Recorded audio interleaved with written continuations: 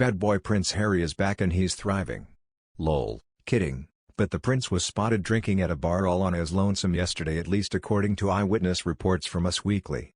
The outlet reveals that Prince Harry was seen at the Sands End pub in London, and seemed to be alone. Read, Meghan Markle wasn't there, with the exception of an entire security team, of course.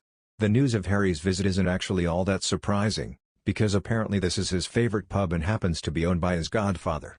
If you're craving drama, though, this news does come after reports, that are probably all kinds of exaggerated/wrong, claiming that Harry's given up alcohol and is drinking mineral water instead of coffee to support Meghan during her pregnancy. But, do you have Harry's bar tab? Me neither, so let's not jump to conclusions. A source told DailyMail.com, "We get everyone in here. Meghan, was in last night. Bill Clinton sat here and spoke to people for 3 hours. He's a people person. This guy, Harry, not so much. I don't blame him." This is the Sussexes' first public trip to New York City since their permanent move from England to Meghan's native California in March 2020. The couple has been staying in the pricey Manhattan hotel for the duration of their 3-day trip. They left their children, Archie and Lilibet, in Los Angeles, during their 4-day trip to the Big Apple, according to witnesses. The nightcap ended a long day Thursday, during which the couple made their way through New York City and given the A-list treatment. A large security detail chaperoned them around as they mingled with UN officials and New York politicians. The Sussexes, who dramatically quit their roles as working royals last year, visited the 9/11 memorial at One World Trade Center Thursday morning and then met with U.S. Ambassador to the UN Linda Thomas-Greenfield at 50 Union Plaza in Manhattan Thursday afternoon for an important discussion on COVID-19, racial justice and mental health.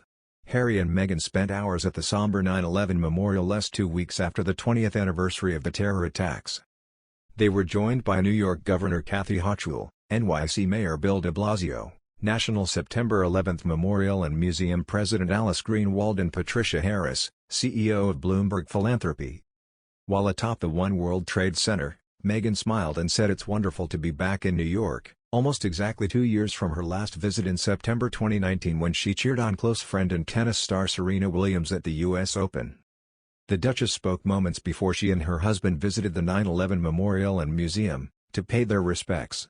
Mayor de Blasio shared a live stream of himself and Hochul with the royal couple posing for photos in front of the observation deck's floor-to-ceiling windows, which offer stunning views of New York and New Jersey. He captioned the video, "The tragedy of September 11th touched the entire world, and it's still felt today. We are honored to join Prince Harry and Meghan, the Duke and Duchess of Sussex, at One World Observatory." The group put masks on to enter the building, removed them for photos at the top, then put them back on after the photo opportunity. Afterwards, the Sussexes came back down to ground level, and posed with Hochul, de Blasio, the mayor's wife and son for another photo.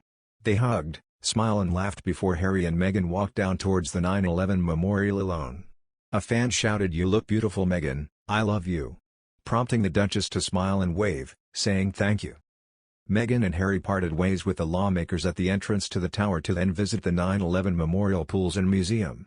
They first visited the North Tower Memorial Pool, spending several minutes looking at the names of those killed in the attacks, which are inscribed around the edges of both pools. Harry was seen putting a protective arm around his wife as they paid their respects at the monument. They then walked to the nearby South Tower Memorial Pool, chatting with Greenwald and Harris, before taking a moment of silence in front of a wreath next to the survivor tree.